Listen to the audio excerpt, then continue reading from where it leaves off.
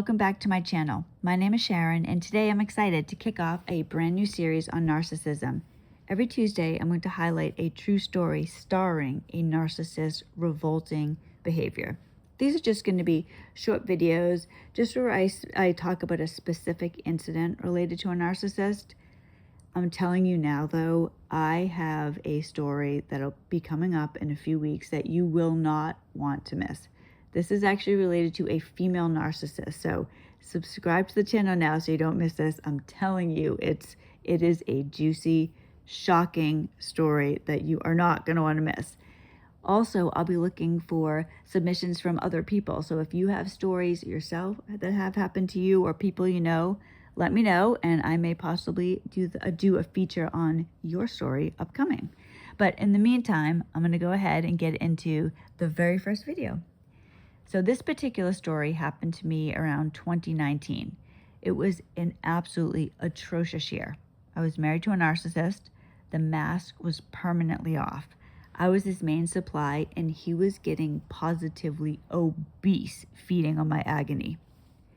Months prior, he'd been forced to confess that he had maxed out all the credit cards that he lied to me about having in the first place, $100,000. In that time period, he also stole money from the kids, and he spent his nights getting wasted in our unfinished basement.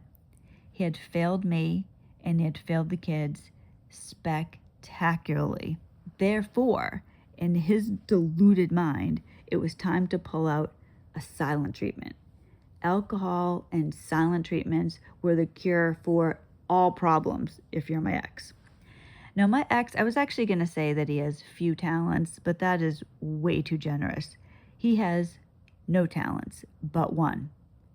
This one talent, I would say he has got to be one of the best in the world. He is one of the masters of the silent treatment. Now, in desperation, when I was getting a silent treatment, I would search for relief online. I would read about silent treatments, watch videos, and it was always the same. They last hours to days, maybe 1 or 2 weeks. That is child's play.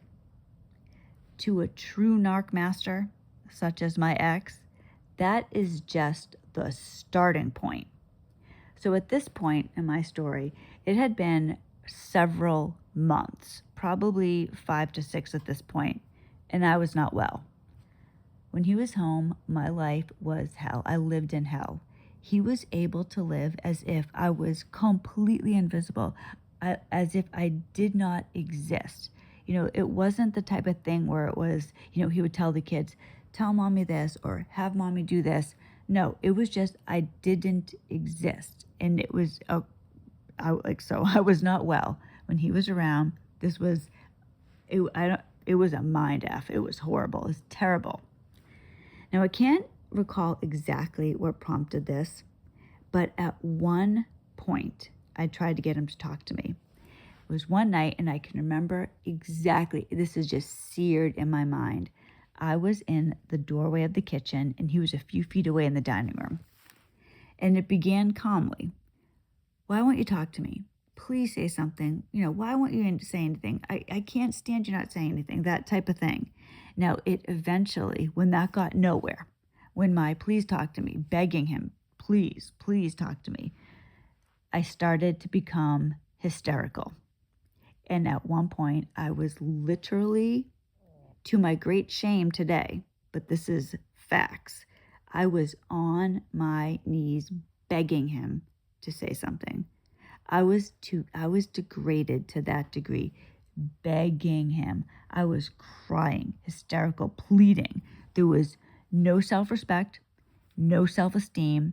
I was pain, deep, excruciating, tortured, desperate.